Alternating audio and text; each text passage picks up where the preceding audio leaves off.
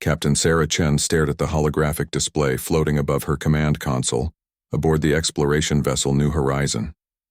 The message had been repeating for 3 days now, transmitted across subspace frequencies that reached every inhabited system within a 50 light-year radius. This is the Galactic Council emergency broadcast. Any species capable of receiving this transmission, please respond. The Zephyrian colony on Kepler 442b is under siege. Hostile forces have overwhelmed our defenses. Civilian population, 4 million. Time remaining before total annihilation, estimated 72 hours.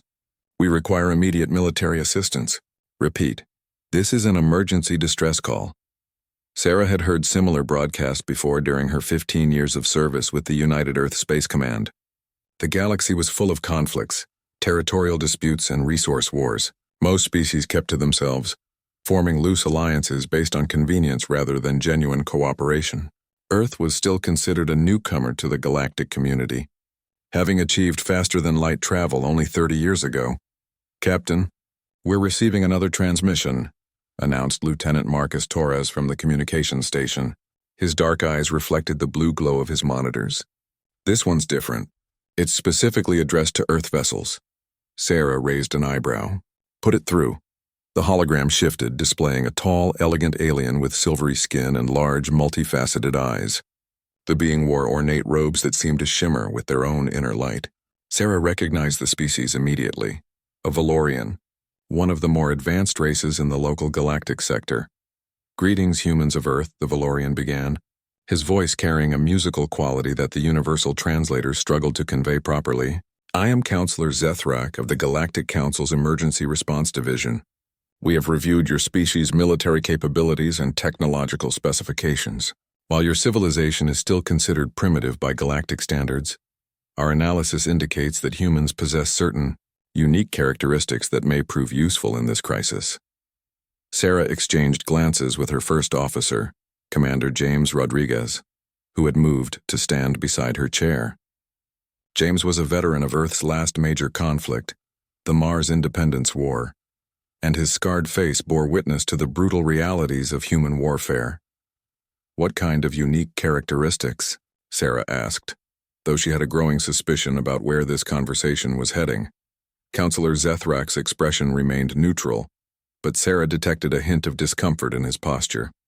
"Your species originates from what galactic surveys classify as a Class 12 death world. The environmental conditions on your homeworld have produced evolutionary adaptations that are extraordinary. Your physical resilience, pain tolerance, and capacity for sustained combat operations far exceed anything we have encountered among civilized species." "You want us to fight your war for you?" James stated bluntly, crossing his arms over his chest. "Not our war." "Commander," Zethrak replied quickly, "the Zephyrians are a peaceful species. They have no military beyond basic planetary defense forces. The attackers are the Korthax Hive, a machine intelligence that consumes biological matter to fuel their expansion. They have already destroyed 12 worlds in the Outer Rim territories." Sarah felt a chill run down her spine. She had read the classified reports about the Korthax. Even the most advanced galactic civilizations treated them as an existential threat. Their technology was adaptive, constantly evolving to counter whatever defenses they encountered. Most species that faced them either fled or were completely wiped out. "Why haven't the other council species responded?" Sarah asked. Zethrak's silence spoke volumes. Finally, he admitted, "The Kylorian Empire claims their fleets are engaged in border disputes with the Nexus Collective. The Altarian Federation is dealing with internal political upheaval. The crystalline hierarchy considers the Zephyrian colony strategically irrelevant. And the others," he paused, "the others fear that responding would only draw Korthak's attention to their own territories." "So you're asking the primitives to handle the problem?" Sarah said, unable to keep the edge out of her voice. "You are the only species that has consistently demonstrated success against seemingly impossible odds," Zethrak continued. "Our historical analysis of human conflicts shows a pattern of tactical innovation, adaptability under pressure, and most importantly, a willingness to accept casualties that other species find disturbing." Sarah stood up from her command chair and walked to the main view screen, which displayed the star field ahead of them.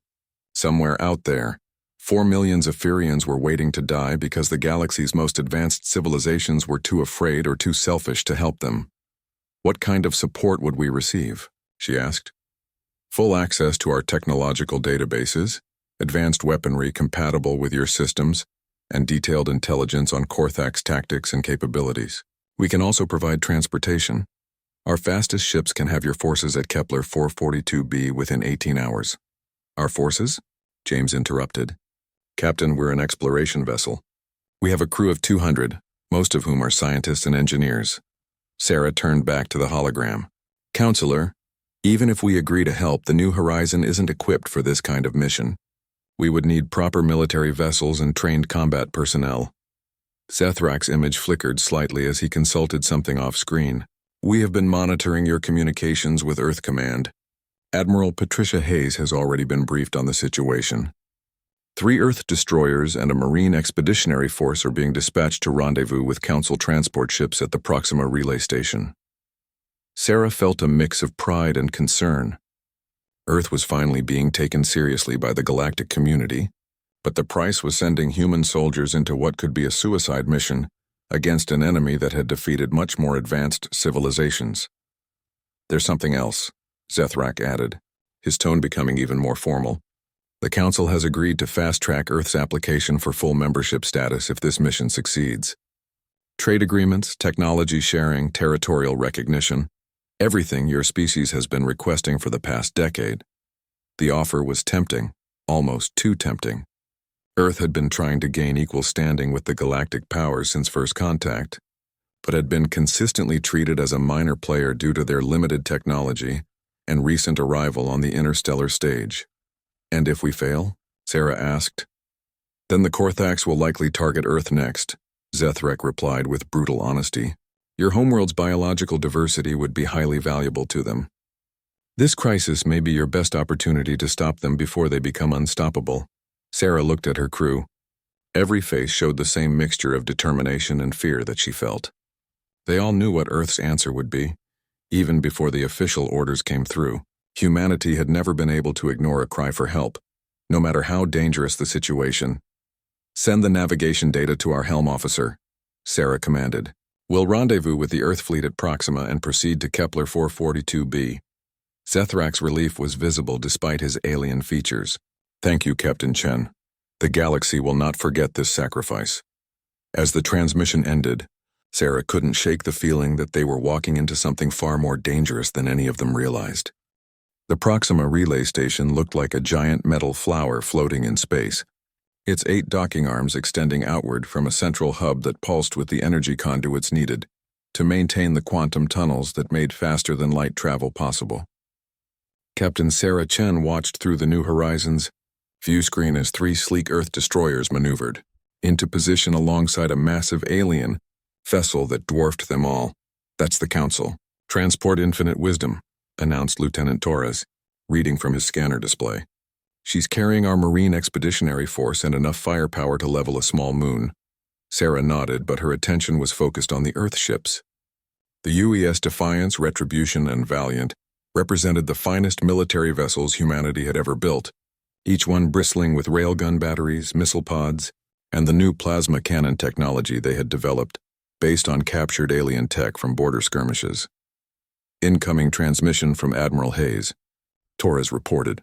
The holographic display materialized above Sarah's command console, showing a stern-faced woman in her 60s with steel-gray hair and eyes that had seen too many battles.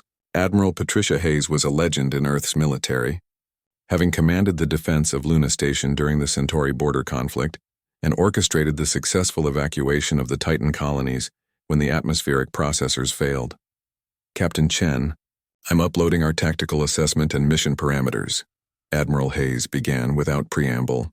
The situation on Kepler 442b is worse than the Council initially reported. The Korthaks have landed 3 harvester ships and are systematically strip mining the planet's surface. The Zephyrian population has retreated to underground shelter complexes, but our estimates suggest they have maybe 40 hours before the Korthaks breach their defenses. Sarah felt her stomach tighten. What about the planetary defense systems? Neutralized within the first 6 hours of the attack, Hayes replied grimly. The Korthax used some kind of adaptive virus that turned the automated defense network against itself. Every weapon system, shield generator, and communication array was compromised simultaneously. Commander Rodriguez stepped forward. "Admiral, what are we dealing with exactly?" The briefing materials were pretty vague about Korthax capabilities. Hayes's expression darkened. "That's because most species that encounter them don't survive to file detailed reports. What we know comes from long-range observations and a few lucky survivors, who managed to escape before their worlds were completely consumed." The hologram shifted to display tactical data, streaming in from the Council databases. Sarah watched as schematic diagrams of Korthax machines filled the air around them. Spider-like harvesters the size of city blocks, swarms of smaller drones that moved like mechanical insects, and towering command structures that seemed to grow from the ground itself. "The Korthax aren't just machines," Hayes continued. "They're a hybrid of organic and artificial intelligence. They can adapt their technology in real time, learning from every engagement and modifying their tactics accordingly. Conventional military doctrine is useless against them because they constantly evolve to counter whatever strategy you employ." "So how do we fight them?" asked Lieutenant Torres. "By being unpredictable," Hayes smiled grimly. "The one thing we've learned from studying human military history is that our species excels at improvisation. We do things that don't make sense from a purely tactical standpoint, and that unpredictability has won us battles against superior forces throughout our history." Sarah studied the planetary scans that were now appearing on her secondary displays. Kepler 442b was an Earth-like world with vast oceans, dense forests, and mountain ranges that stretched across several continents. The Korthax had landed in the largest population center, a sprawling city called New Zephyr that housed nearly 2 million beings. "What's our approach strategy?" Sarah asked. "The Council wants us to engage the Korthax fleet in orbit, while their ground forces attempt to establish a defensive perimeter around the remaining shelter complexes," Hayes explained. "Standard military doctrine would suggest a coordinated assault to draw their attention away from the civilian population." "But you have something else in mind," Rodriguez observed. Hayes nodded. "The Korthax expect us to follow established galactic military protocols. Every species they've faced has used similar tactics: maintain orbital superiority, establish defensive positions, try to hold ground until reinforcements arrive. It doesn't work because they adapt faster than anyone can mount an effective defense." The Admiral gestured to her tactical officer, and the holographic display zoomed in on the planetary surface. Sarah could see the massive Korthax harvester ships crawling across the landscape like mechanical locusts, leaving nothing but barren rock in their wake. "Instead, we're going to do what humans do best," Hayes continued. "We're going to hit them where they don't expect it, use tactics they can't predict, and show them why Earth is called a death world." Sarah raised an eyebrow. "Explain." "Phase 1, we bypass their orbital defenses entirely. The Council transport will use its cloaking technology to deploy our Marines directly onto the planet's surface behind enemy lines. No orbital bombardment, no establishing beachheads, no warning." "That's suicide," Torres protested. "Those harvesters will tear apart anything that gets close to them." "Not if they're focused on something else," Hayes replied. Phase 2. Our destroyers will conduct a series of hit-and-run attacks on their orbital platforms, making it look like we're following standard doctrine. While they're adapting their defenses to counter our ship-to-ship tactics, our ground forces will be targeting their command and control centers." Sarah was beginning to see the pattern. "You want to force them to fight on multiple fronts simultaneously." "Exactly. But here's the key. We're not trying to win through superior firepower or technology. We're going to use the one advantage we have that no other species possesses." "Which is?" Rodriguez asked. "Sheer bloody-minded stubbornness," Hayes said with a fierce grin. "Every other galactic civilization retreats when they take significant casualties. They value individual lives over strategic objectives. Humans are different. We'll keep fighting even when the odds are hopeless, even when victory seems impossible." Sarah felt a chill as she realized what the Admiral was really saying. This wasn't just a rescue mission, it was a demonstration. Earth was showing the galaxy that humans were willing to pay prices that other species wouldn't even consider. The Korthax adaptation process requires them to observe and analyze enemy behavior patterns. Hayes continued. "But what happens when your enemy's behavior doesn't follow any logical pattern? What happens when they keep attacking even after suffering losses that should have broken their morale? They can't adapt to insanity, Sarah murmured. Precisely. The Council thinks they're sending us because we're expendable. They don't realize they're unleashing something the galaxy has never seen before. A species that treats impossible odds as a personal challenge. The holographic display shifted again, showing the fleet formation that would carry them to Kepler 442b. The Council transport dominated the center of the formation, its alien curves and flowing lines making it look more like a work of art than a military vessel. The Earth destroyers took up defensive positions around it, their angular hulls and weapon arrays creating a stark contrast to the elegant alien design. All ships report ready for quantum tunnel insertion, Torres announced. Hayes nodded to Sarah. Captain, your ship will coordinate our communications with the Council forces. Your crew's experience with alien technology makes you our best liaison with their command structure. Understood, Admiral. One more thing, Hayes added, her expression growing serious. The Korthax have been expanding for over 1,000 years. They've consumed entire star systems, wiped out civilizations that had technology far beyond anything we possess. If we fail here, Earth becomes their next target. Sarah straightened in her command chair. Then we don't fail. That's the spirit. All ships prepare for tunnel insertion. Next stop, Kepler 442b. The space around them began to distort as the relay station's quantum generators spun up to full power. Reality twisted and folded, colors bleeding together in impossible patterns, as the laws of physics bent to allow their passage across the vast distances between stars. As the new horizon plunged into the quantum tunnel, Sarah couldn't shake the feeling that they were about to discover just how far humanity was willing to go to protect innocent lives. The Kepler 442 system materialized around them in a burst of twisted starlight as the quantum tunnel collapsed. Captain Sarah. Chen immediately felt the difference in her ship's sensors. The space around the planet buzzed with electromagnetic interference and the distinctive energy signatures of active warfare. Jesus Christ, Lieutenant Torres whispered, staring at his scanner displays. Captain, you need to see this. The main view screen shifted to show Kepler 442b in all its devastated glory. What had once been a blue-green world similar to Earth now looked like a patient on an operating table, with massive mechanical structures extending from the surface like surgical instruments. The Korthax harvesters had carved geometric patterns across entire continents, turning forests and cities into perfectly organized strip mines. Sensor analysis coming in, announced Ensign Kim Park, the ship's science officer. The planet's atmospheric composition has changed by 12% in just the past week. They're not just mining the surface, they're processing the entire biosphere. Sarah clenched her fists as she watched the real-time imagery of the harvesting process.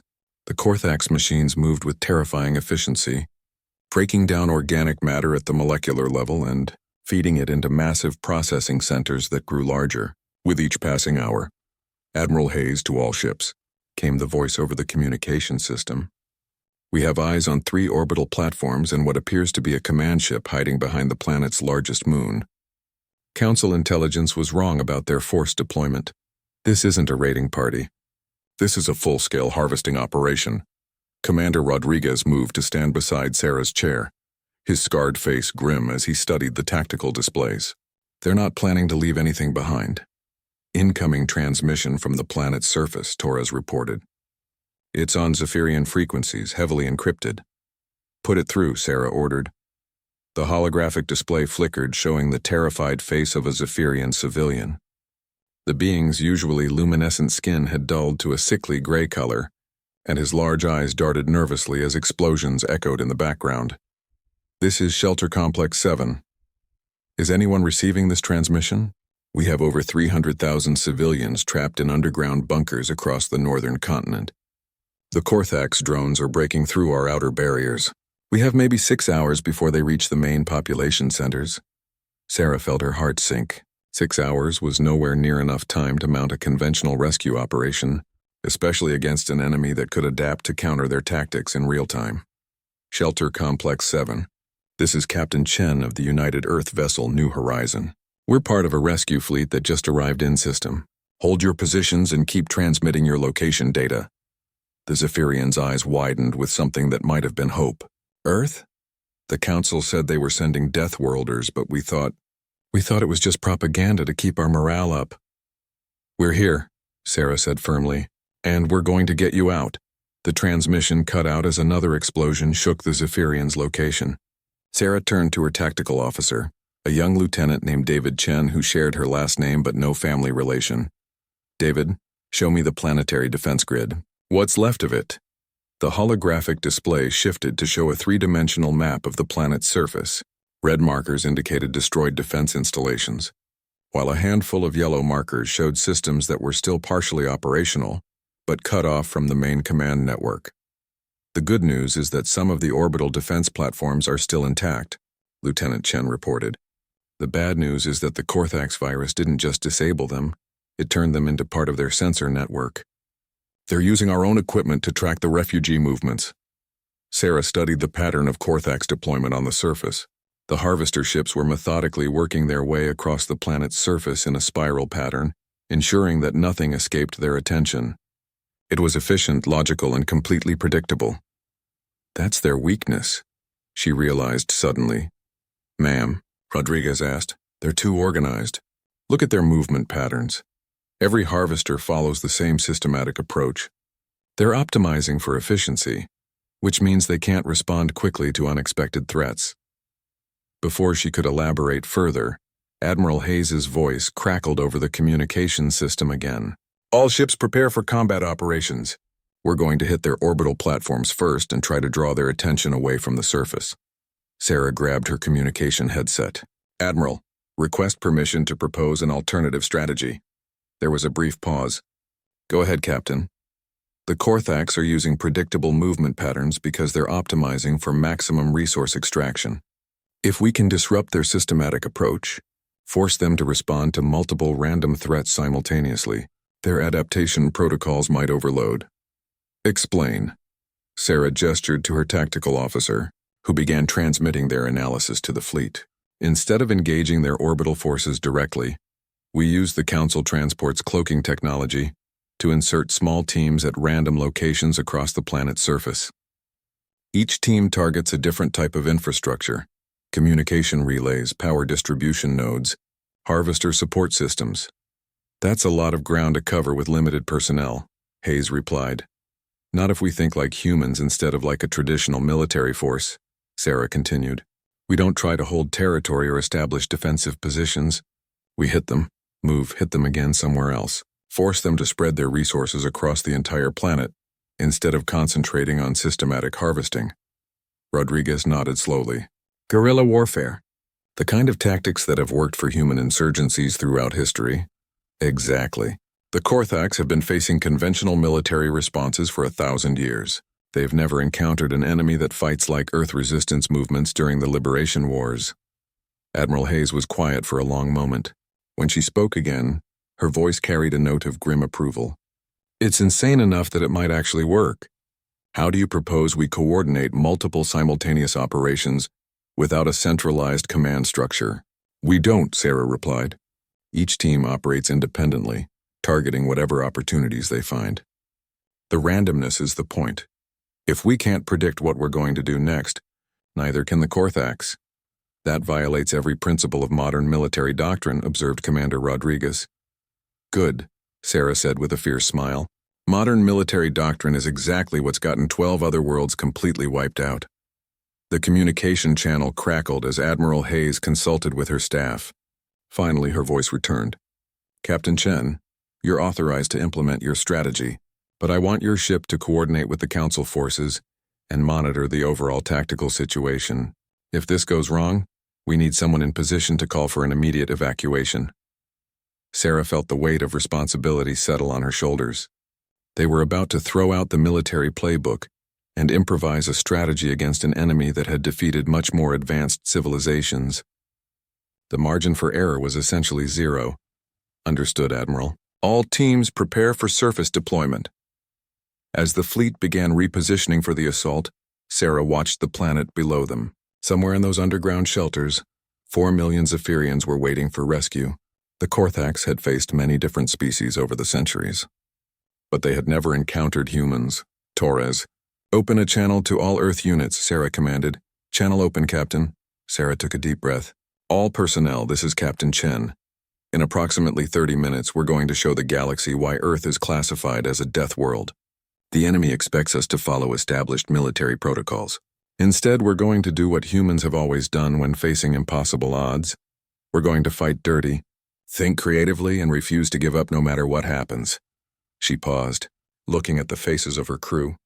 Each one showed the same mixture of fear and determination that had carried humanity through countless conflicts throughout history.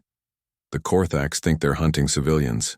They're about to discover they've picked a fight with Deathworlders. Let's show them what that means.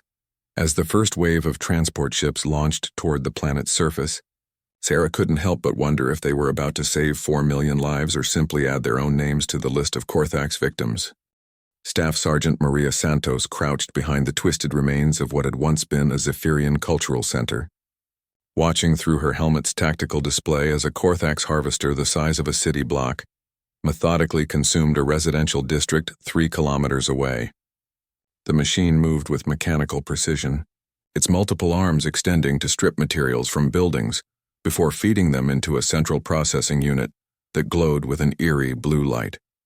Bravo team, this is Santos. Target confirmed. 1 harvester, minimal drone escort. Approximately 200 meters from the power distribution node. She whispered into her communication system.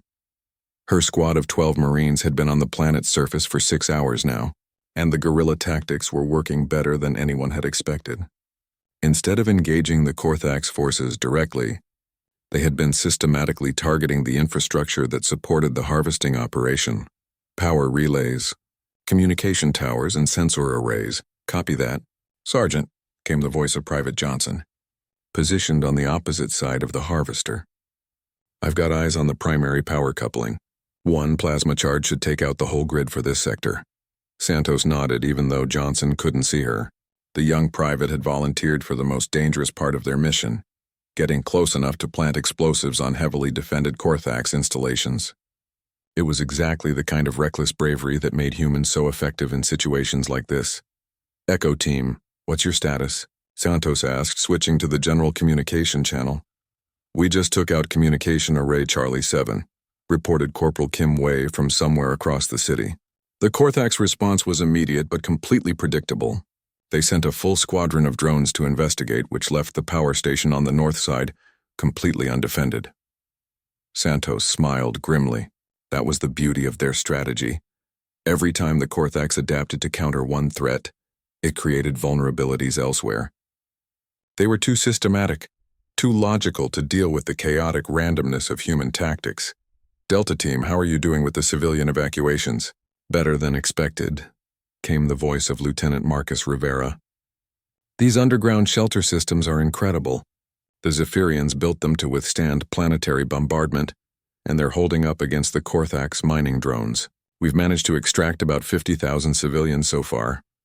Santos felt a surge of relief. The rescue operation was actually working, despite the overwhelming odds against them. But she knew they were running out of time. The Korthax were adapting faster with each engagement, and soon their random tactics would become predictable enough for the enemy to counter effectively. All teams, be advised, came Admiral Hayes' voice over the command channel. We're detecting increased Korthax activity around the primary command ship. They appear to be preparing some kind of concentrated response. Santos checked her tactical display, which showed the positions of all Earth units across the planet's surface. They had managed to establish operations in 17 different locations, each one harassing different aspects of the Korthax infrastructure. For an enemy that expected organized military responses, the scattered nature of their attacks must be incredibly frustrating. Johnson, are you in position? Santos asked. Affirmative, Sergeant. Power coupling is right where the intelligence data said it would be. I can have charges placed in 90 seconds and do it. All units prepare for immediate extraction after Johnson's fireworks go off. Santos watched through her scope as Johnson sprinted across open ground toward the harvester. The young Marine moved with the fluid grace of someone who had trained for urban combat in Earth's most dangerous cities, using cover and concealment techniques that had been developed through centuries of human warfare. The Korthax drones patrolling the area were clearly not programmed to deal with this kind of infiltration. They moved in predictable search patterns, sweeping back and forth across designated zones without any real understanding of how humans actually moved through hostile territory. Charges placed, Johnson reported, already moving back toward the extraction point. Detonation in 30 seconds. Santos began counting down in her head, but her attention was caught by something unexpected on her tactical display. New contacts were appearing around the harvester, dozens of them moving too fast to be standard Korthax drones. Johnson, abort extraction. You've got incoming hostiles. But it was too late. The explosion lit up the night sky as Johnson's charges destroyed the power coupling, sending cascades of electrical energy across the harvester's hull. For a moment, Santos thought they had succeeded. Then the new contacts revealed themselves. They looked like mechanical spiders, each one about the size of a human, but moving with inhuman speed and coordination. Their bodies were sleek and organic-looking, as if they had been grown rather than built. Most disturbing of all, they moved in patterns that seemed almost creative. What the hell are those things? Johnson asked, his voice tight with fear as the spider-like machines surrounded his position. Unknown hostile type, Santos replied, switching her weapon to full automatic. All units, we have new enemy contacts. They appear to be some kind of adaptive combat drone.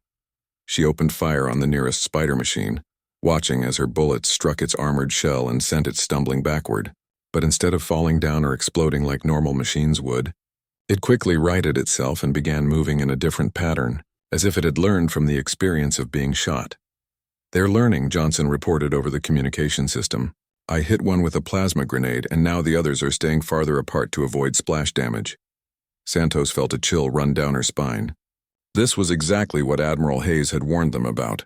The Korthax adaptation process was faster than anyone had expected. They weren't just countering human tactics. They were creating new types of machines specifically designed to fight against human soldiers. All teams, execute emergency extraction protocols, she ordered. The situation has changed. As her squad began moving toward their extraction point, Santos watched the spider machines through her scope. They were coordinating their movements in real time, sharing information instantaneously and adjusting their tactics with each passing second. Within minutes, they had gone from confused and vulnerable to organized and lethal. Captain Chen, this is Santos, she reported to the New Horizon. We need immediate orbital support. The Korthax have deployed new adaptive combat units, and our ground tactics are becoming ineffective. Understood, Sergeant, came Captain Chen's voice. We're tracking your situation from orbit. The harvester you targeted is already beginning repairs, and we're detecting similar spider-type units being deployed at all the sites your teams have attacked. Santos reached the extraction point, where a Council transport ship was waiting with its engines running. As her team boarded the vessel, she could see similar scenes playing out across the planet, human soldiers retreating under pressure from enemies that learned and adapted faster than any biological intelligence. This is impossible, muttered Private Johnson as he collapsed into a seat beside her. How do you fight an enemy that becomes better at killing you every time you engage them? Santos was about to respond when Captain Chen's voice came over the communication system again. All ground teams, this is the New Horizon. We're implementing Contingency Plan Omega. Prepare for immediate planetary evacuation. What's Contingency Plan Omega? Johnson asked. Santos checked her mission briefing files and felt her blood run cold. Contingency Plan Omega was the complete abandonment of the planet. If they implemented it, they would be condemning 4 million Zephyrian civilians to death. We're retreating, she said quietly.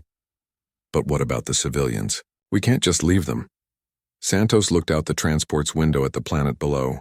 The Korthax harvesters were already resuming their systematic consumption of the surface, while the new spider machines spread out to hunt down any remaining human forces. Sometimes retreat is the only way to live to fight another day, she replied. But the words felt hollow. Humanity had come to this system promising to save innocent lives, and instead they were about to watch helplessly as an entire civilization was wiped out. As the transport ship climbed toward orbit, Santos couldn't shake the feeling that they had just taught the Korthax how to defeat the one advantage humans thought they possessed. The enemy was no longer just adapting to their tactics. It was learning to be unpredictable, creative, and ruthless in ways that even Deathworlders found disturbing. The war for Kepler 442b was far from over, but humanity had just discovered that sometimes being the most dangerous species in the galaxy wasn't enough. Admiral Patricia Hayes stood in the war room aboard the UES Defiance, staring at the tactical hologram that showed the complete failure of their ground operations. Red markers indicated the locations where human teams had been forced to retreat, while blue markers showed the relentless advance of Korthax harvesters across the planet's surface. "The spider drones are unlike anything in our intelligence files," reported Colonel Sarah Martinez, the Marine Expeditionary Force commander. "They're not just adapting to our tactics, they're anticipating them. It's like fighting an enemy that can see the future." Hayes nodded grimly. In 30 years of military service, she had never encountered an enemy that could evolve this quickly. The Korthax weren't just learning from human tactics. They were somehow predicting what humans would do before they did it. "What's the status on the civilian evacuation?" Hayes asked. "We managed to extract approximately 200,000 Zephyrians before we had to pull back," Martinez replied. "But there are still over 3.5 million trapped in the underground shelters. At current harvesting rates, the Korthax will reach them within 12 hours. Hayes felt the weight of those numbers settling on her shoulders. 200,000 saved was a victory by any reasonable standard, but it also meant that over 3 million innocent beings were going to die because humanity couldn't find a way to fight an enemy that adapted faster than they could improvise. "Admiral," came Captain Chen's voice over the communication system. "We're receiving a priority transmission from Earth Command. Admiral Morrison wants to speak with you directly."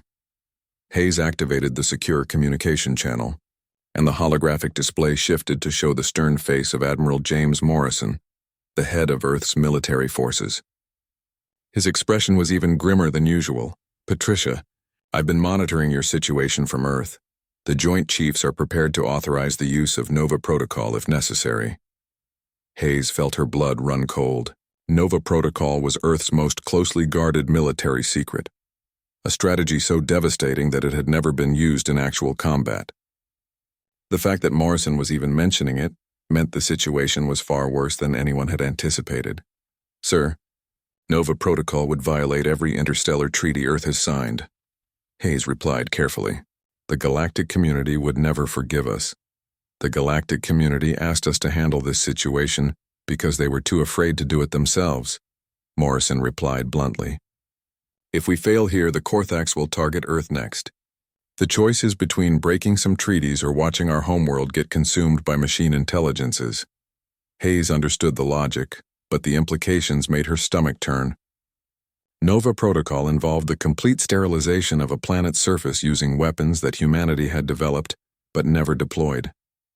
It would kill every Korthax machine on Kepler 442b, but it would also kill every Zephyrian civilian they were supposed to be rescuing. "Sir, there has to be another way," Hayes insisted. Morrison's expression softened slightly.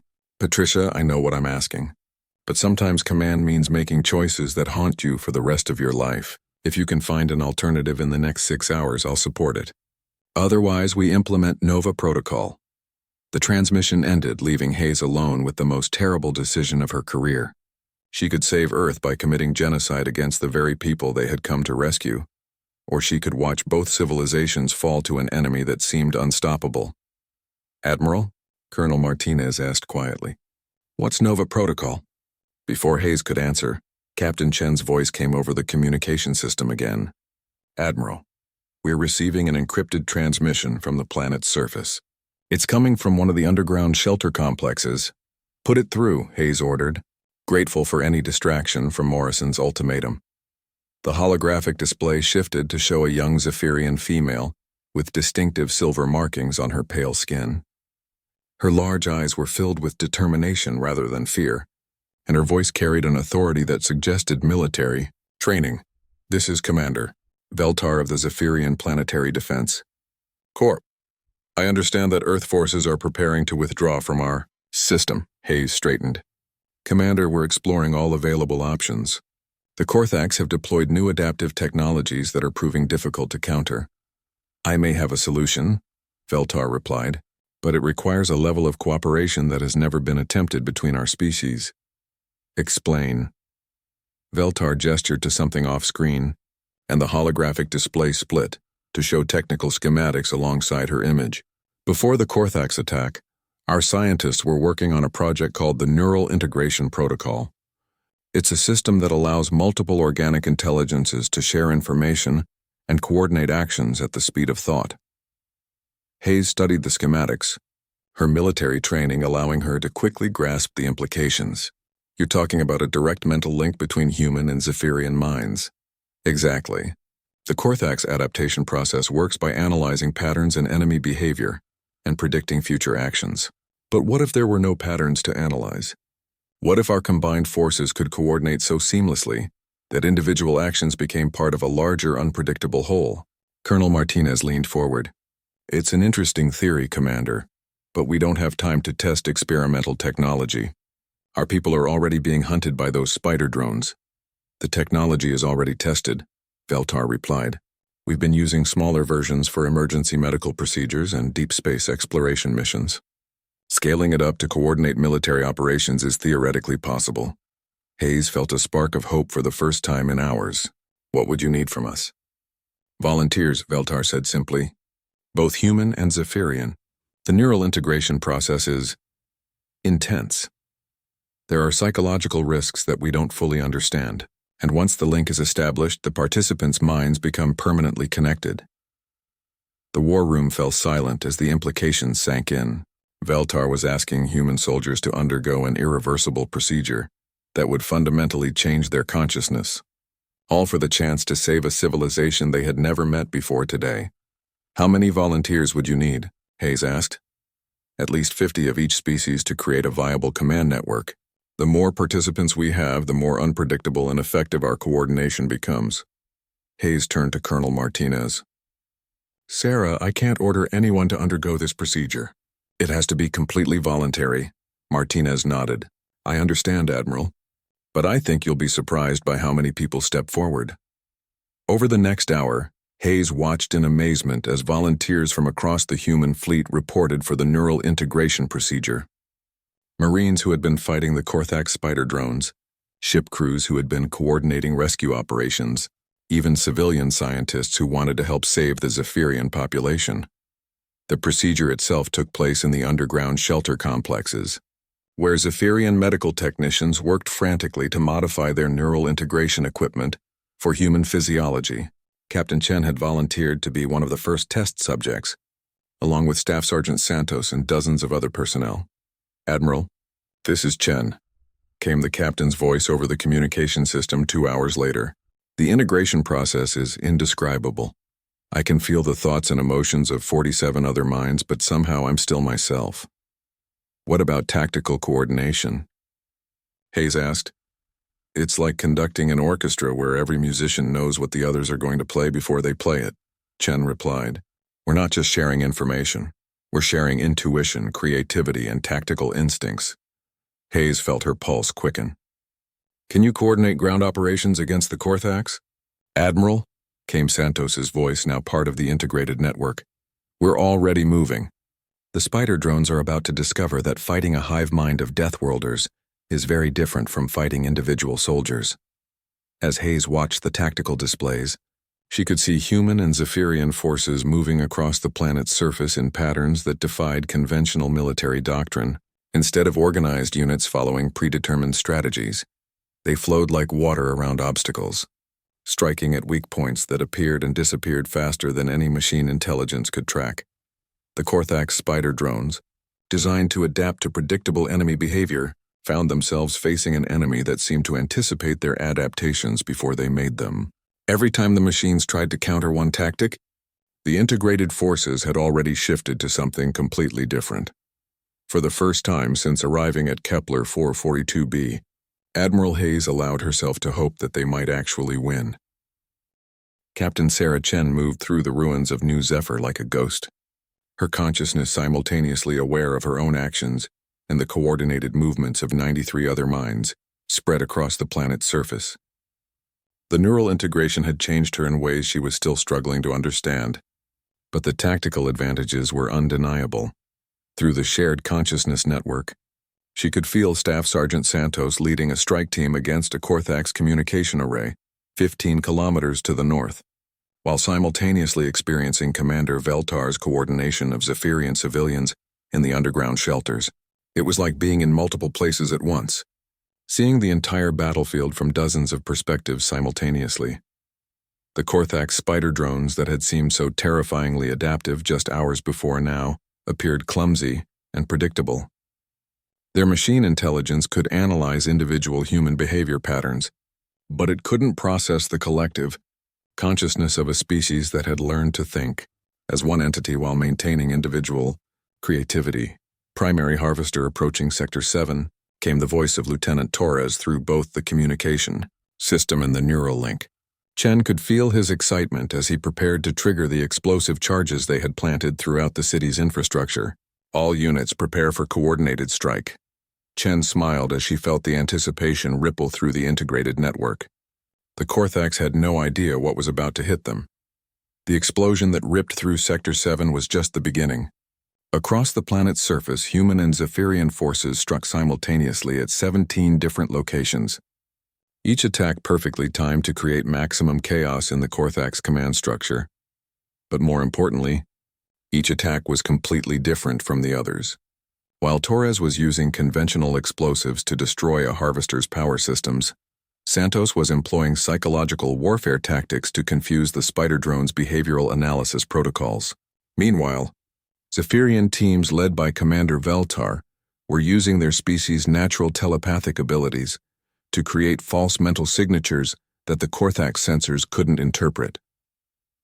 Through the neural link, Chen could feel the confusion rippling through the Korthax network as their adaptation protocols struggled to process completely contradictory data streams.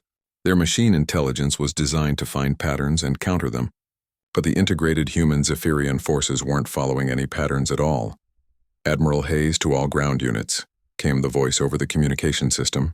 We're detecting massive power fluctuations in the Korthax command ship. Whatever you're doing down there, it's working. Chen accessed the tactical data through her neural link and immediately understood what was happening. The Korthax were experiencing something their 1,000-year expansion had never encountered before: complete tactical confusion. Their adaptation protocols were overloading as they tried to counter strategies that changed faster than their analysis systems could process. All units, prepare for Phase 2 operations, Chen transmitted through both radio and neural channels. Time to show them what happens when Deathworlders stop playing by the rules. The second wave of attacks was even more devastating than the first. Human Marines began using tactics that violated every principle of conventional warfare, charging directly at superior forces while other units retreated, using non-lethal weapons in situations that called for maximum firepower, and deliberately triggering Korthax defensive responses just to study how the machines reacted.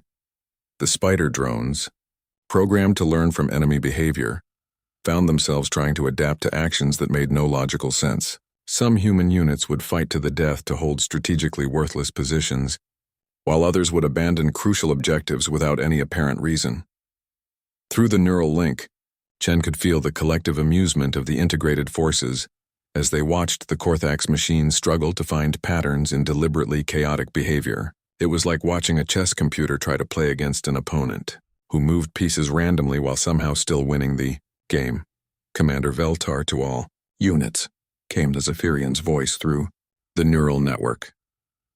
We're detecting structural failures in the primary harvester's processing centers. The Korthax are beginning to shut down non-essential systems. Chen felt a surge of excitement through the shared consciousness. The Korthax were retreating, something that intelligence reports suggested they had never done in their 1,000-year expansion across the galaxy. All civilian evacuation teams, prepare for final extraction, Chen transmitted. We're going to get every last Zephyrian off this planet. Over the next 6 hours, the integrated human Zephyrian forces conducted the largest civilian rescue operation in galactic history, using the neural link to coordinate movement of refugees, supplies, and escort forces. They managed to extract nearly 4 million beings from underground shelters, while simultaneously maintaining pressure on the increasingly confused Korthax forces. The spider drones, once so terrifyingly adaptive, had become hesitant and reactive. Their behavior patterns suggested that the Korthax command intelligence was struggling to process the contradictory data it was receiving from the battlefield. Admiral Hayes to Captain Chen, came the voice over the communication system. We're receiving a transmission from the Korthax command ship. They're requesting our negotiations Chen felt shock ripple through the neural network. The Korthax had never negotiated with anyone. They conquered, consumed, and moved on to the next target. The fact that they were even acknowledging the possibility of communication suggested that the integrated forces had fundamentally broken something in their operational protocols. "Put it through," Chen replied. The transmission that came through was unlike anything in the intelligence files. Instead of the usual Korthax mechanical communications, this signal carried harmonics and overtones that suggested organic thought patterns. "This is the Korthax Collective, speaking to the integrated entities of the Human-Zephyrian Alliance," came a voice that sounded somehow both mechanical and alive. "We acknowledge tactical superiority. We request clarification of your strategic objectives." Chen exchanged glances with Commander Veltar, whose physical presence was 15 kilometers away but whose thoughts were as clear as if she were standing right next to her.